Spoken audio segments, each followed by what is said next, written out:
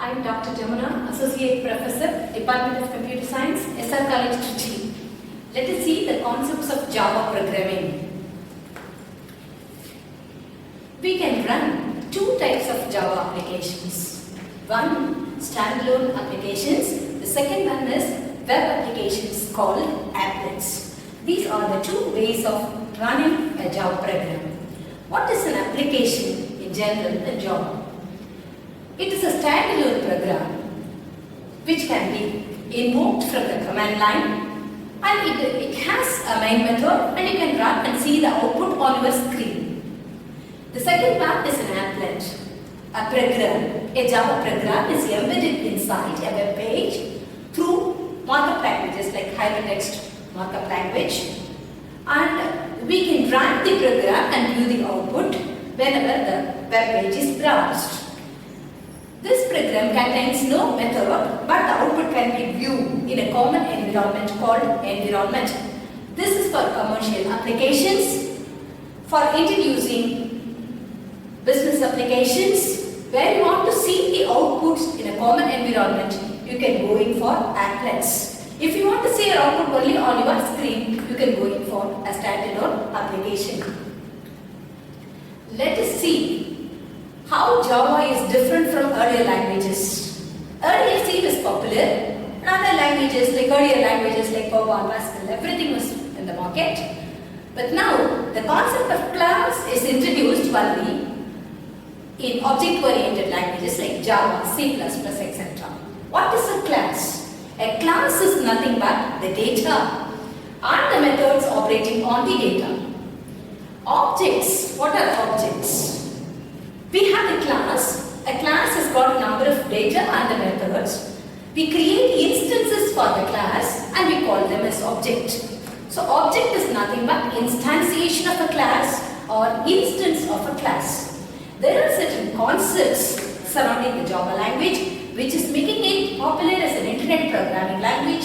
It's a secure language used in many of the e-transactions with firewalls supporting them in financial transactions. It is first of all object oriented. Everything is created in terms of objects. We create the object for the class and then call every method and every data through the object only.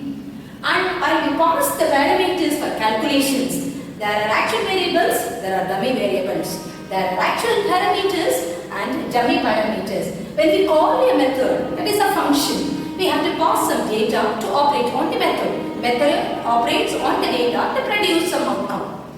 Now, when we send the data can be sent in a faster way from the calling portion to the called portion through certain initialization methods like constructors. Constructors are nothing but initialization methods, or in other words, fast initialization methods are constructors. Through the constructors, we initialize the actual variables through the dummy variables and get ready the data. Now, when we initialize, we can also have parameterless constructor, one parameter constructor, two parameter constructor, and so on. Method can also be parameterless. A method can have one parameter, it can have two parameters, it can have one or more parameters. Now, if you have the same name for the method with different parameters used for different calculations, you call the concept as overloading the method, or you can call it as polymorphism. You morph the method, have the same name but put different parameters. The difference in the parameters can be in number, it can be difference in type of the parameter, it can also be order in which the parameter introduces a change. So that is called as polymorphism or method overloading, and the concept of operator overloading is not present in Java, whereas it is present in object-oriented languages like C++. Next, we have the concept of inheritance. What is inheritance? There is a superclass. There is a parent class. It has got certain methods and it has got certain variables also. Now, some of the class, what we call as a subclass or a child class, can derive the methods as well as the data from the parent class. One which gets it is a subclass and what we call as a derived class. There are different ways of getting the data from the superclass to the subclass, and we will see the types of inheritance soon. have other concept called the packages also, where we have more number of classes. We create the classes and we create number of methods feasible to the applications. We declare many data, we initialize the data, calculate everything, and then import the package to another place wherein you can use the calculation. The concept of packages is present in Java. When we see the inheritance, we are going to see there is an important concept called as multiple inheritance, where more than one parent class supplies data to the same child class. Is a concept which is present in C++, which is not present in Java language. But inherently, taking the data and the methods from multiple parents to the same subclass of the child class through a concept called interface is achieved in Java. Interfaces are also similar to the classes. Only difference between a class and an interface is we have the data declaration, we have the prototype declaration, and then we have the method declaration.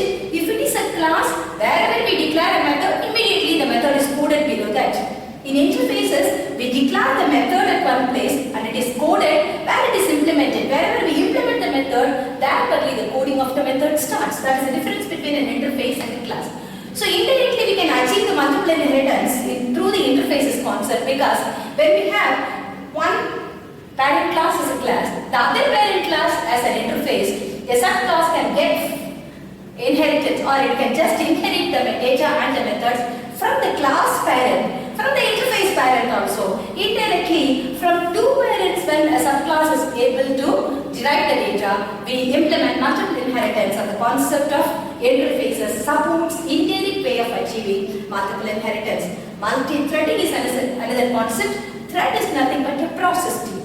Thread denotes a process state. Threading is nothing but multiple processes in the same state of execution or in different states of execution. There is a thread life cycle where every process waiting in the queue from the initial state tries to get the CPU, it tries to get into the run state, it will wait in the runnable state in a queue waiting for the processor by an algorithm, and either it gets the processor and goes to a smooth completion of the job, or it may go to the block state, or it may go to the sleep state, or it may go to the suspense state. It may be blocked for a specific amount of time until it can be revoked, and the thread can once again resume the execution. Sometimes a wrong process or a wrong data can also make the thread. A thread is nothing but a process where the process can directly enter the kill state or the dead state also. That is multi-threading. Java supports the multi-threading also.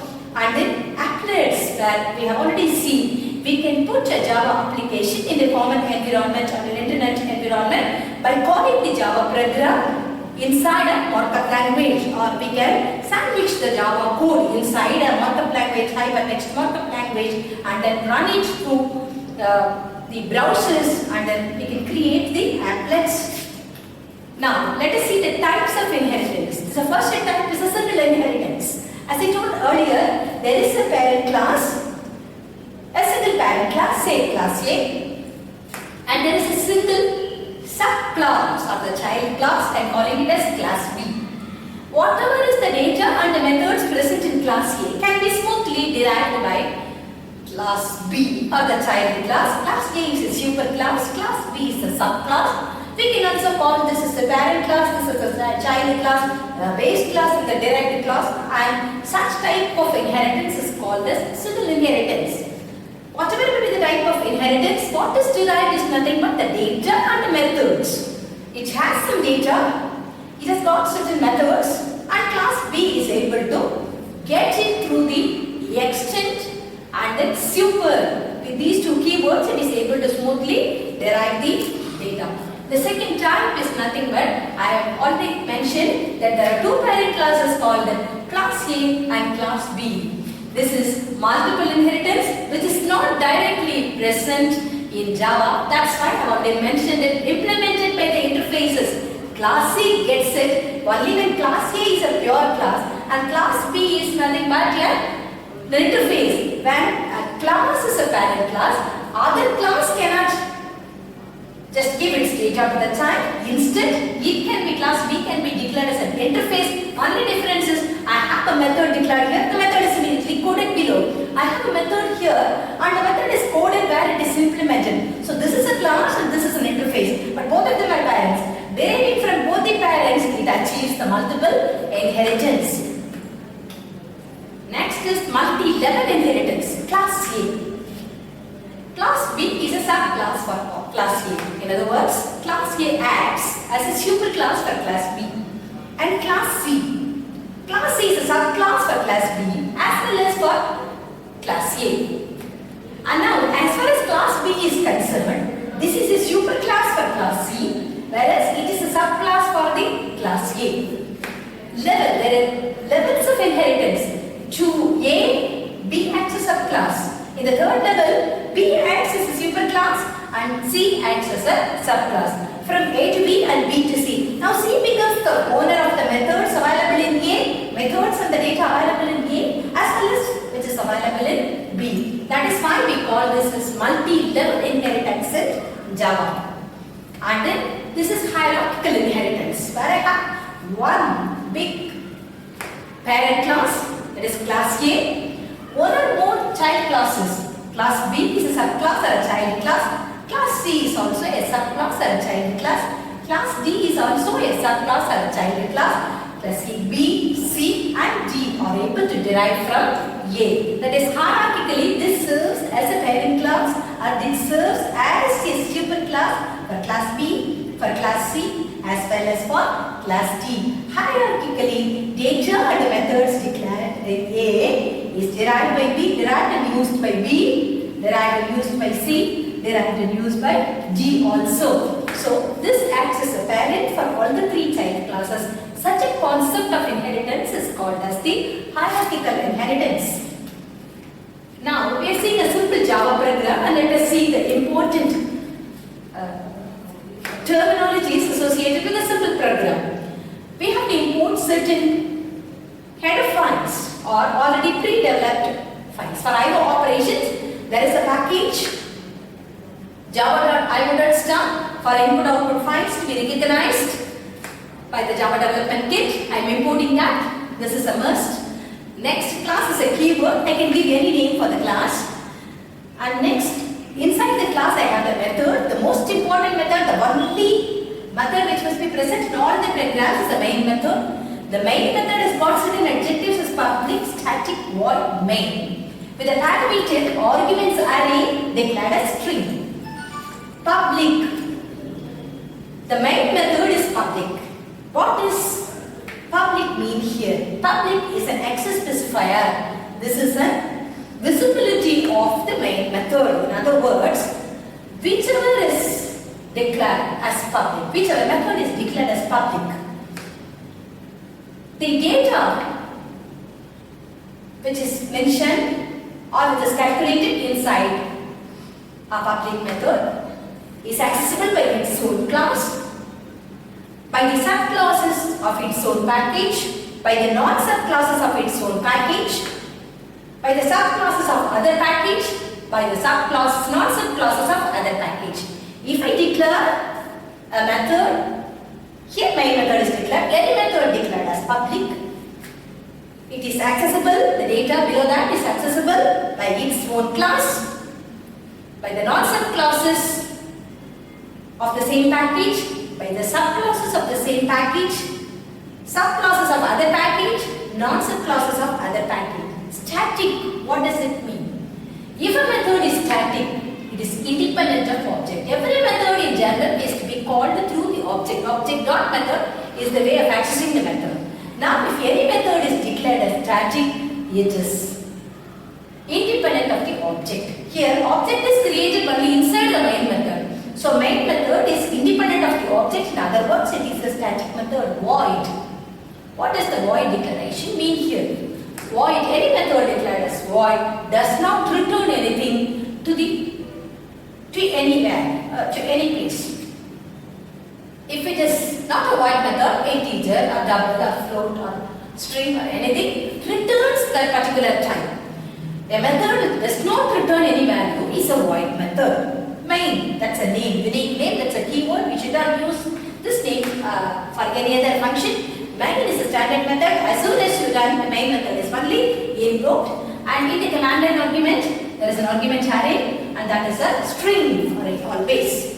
We can write some declaration statements, we can write the calculating steps, everything. And for example, a simple hello internet or a God is great, anything we can print it, and that is exactly system.out.println hello internet, something we can print it. System, what does it indicate? This print line is a method. This is object, output object, object dot method. System is a standard class. Has been the capital indicating that system dot out, from the standard class, the standard object. From the standard object, we have the standard printing method, and then we print the any method, any message can be printed here. This is a first program. We have to close the method, we have to close the class also. Simplest of the method, I am not showing any object here. And I am just summarizing what I have mentioned earlier is one type of access specification called the public access specification. There are other types of standard access specification also that define the scope of a method, or it can be the scope of a variable in Java language. There are 5 different ways of specifying the access. First one is public, second one is protected, third one is friendly, that's a default. When you don't specify any access, it is only given a friendly access, and then private, protected. These are 5 accessible methods. Earlier, as I explained, public methods are accessible within the same class, subclasses of the same package, non-subclasses of the same package, subclasses of other package, non-subclasses of the other package. And if it is protected access, if a variable or a method is declared as protected, it can be accessed within the same class, subclasses of the same package, non-subclasses, other classes means non-subclasses of the same package. Only these within the package, it is accessible within the same class, subclasses and non. It is just restricted to its own package and only one in the other package. Subclasses of the other package can also access. Which is not able to access it, non-subclasses of the other packages cannot access a variable or a method if it is having protected access. Friendly, it is a default method. It can be accessed within the same class. It can be accessed by the subclasses of the same package. It can be accessed by the non-subclasses of the same package. It is friendly but restricted to its own package, accessible within the same class, subclasses of the same package, non-subclasses of the same package. That is the friendly declaration, is a default declaration. Private protected. This is also a standard declaration. If a variable or a method is defined in private protected mode, it can be accessed in the same class, subclasses of the same package, subclasses of the other package. It is not allowing non-subclasses both in its own package or in other packages. It is not allowing it to be accessed by the non-subclasses both by its own package as well as by the other packages. It is accessible by the same class, subclasses of the same package, subclasses of the other package, that is the private protected. Last one is very conservative access specification, private. In the private specification, if a variable or method is defined as private, it can be accessed only within its same class. Not even its own subclasses or its own non-subclasses of the same package cannot access it, and then other packages, non-subclasses cannot access, subclasses cannot access. Only access permitted is only the same class can only access the method or the variable. That is the private declaration. Constructor is a quick review. It is a standard initialization method we already see. The one condition is constructor cannot have any name. It should have the same name as that of the class. It has no type declaration. When it has no type declaration, it is not going to return any value also. And a constructor can be parameterless, or it can have one parameter, or it can have two parameters, or one or more parameters it can have. There is a special type of constructor called a copy constructor, where the object can be passed as a parameter. In the case of copy constructor, we will not sending a single parameter or a two parameter or anything. Object can be passed as a parameter. That is a special type of constructor. Constructor is nothing but initially. Why do we have initialization? Already I explained. There are actual parameters which are globally declared, and In the from the calling portion, we will send the parameters through the dummy variables, and inside the initialization method, actually we will have the actual parameter equivalent to the equated to the dummy parameter, and it gets initialized. Every data gets initialized inside the constructor. Constructor is a faster way of setting and initializing the data variables. When the data variables are ready, it gets ready for the calculation. Following the initialization step, we can have any number of calculating functions or the calculating methods. And it's a simple program wherein we declare some length and breadth, and we have the dummy parameters as x and y. These are the actual parameters length and breadth. Here actual parameters are equated to the dummy parameter. While I send the values 10 and 20, this is the calling portion. When I am sending it, constructor has the same name as that of the class. Rectangle is the name of that. The dummy parameter gets initialized to these two values. Next step, this is the initialization portion where the actual parameters get the dummy values and gets initialized. It is ready for calculation. Now I am calculating whatever I want to do.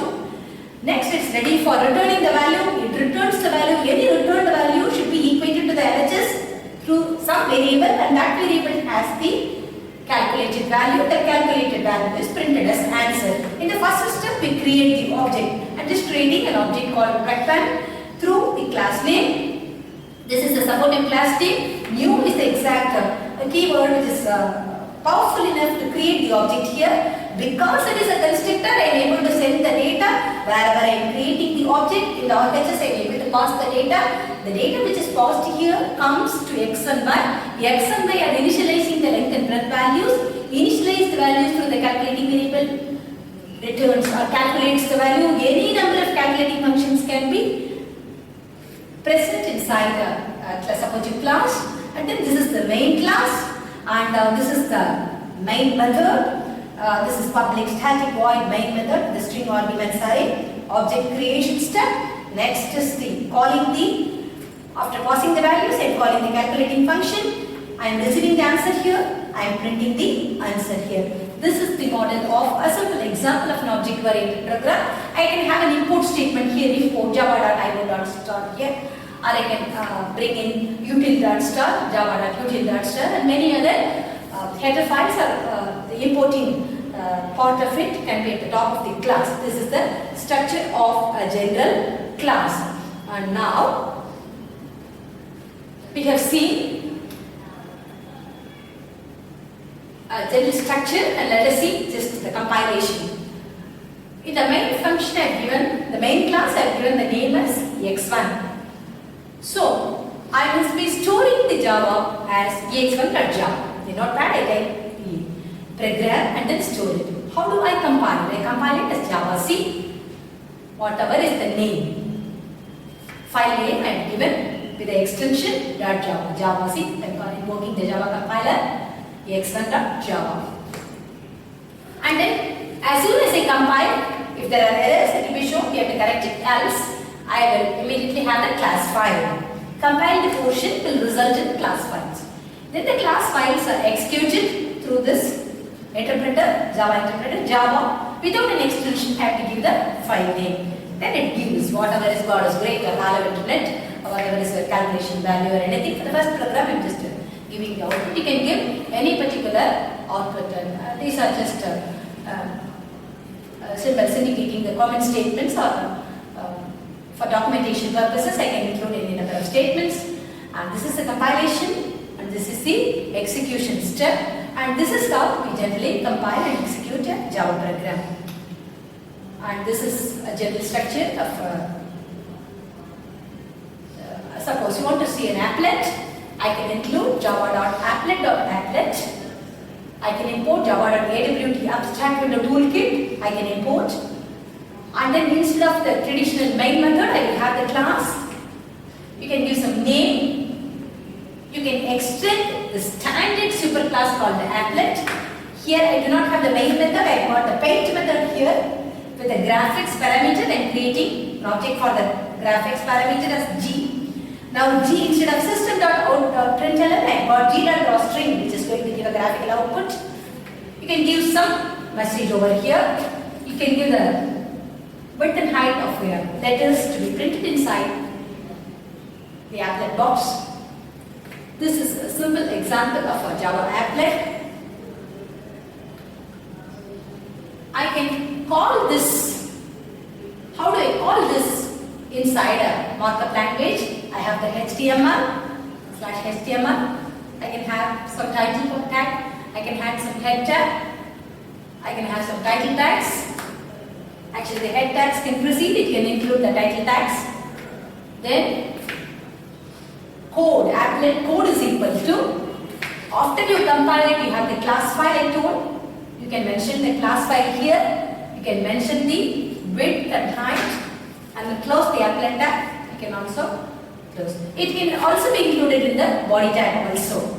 We can close the HTML tag. If you include it inside the body tag, you can have the closing of the body tag also after the applet. Applet code is equivalent to class file A. Mention this width and height of the box, and then you can close the program. This is how you run an applet. So just example again. You can have applet viewer or you can have any browser. This is how we differentiate between applet and a standalone application. We have seen the basic concepts of Java programming.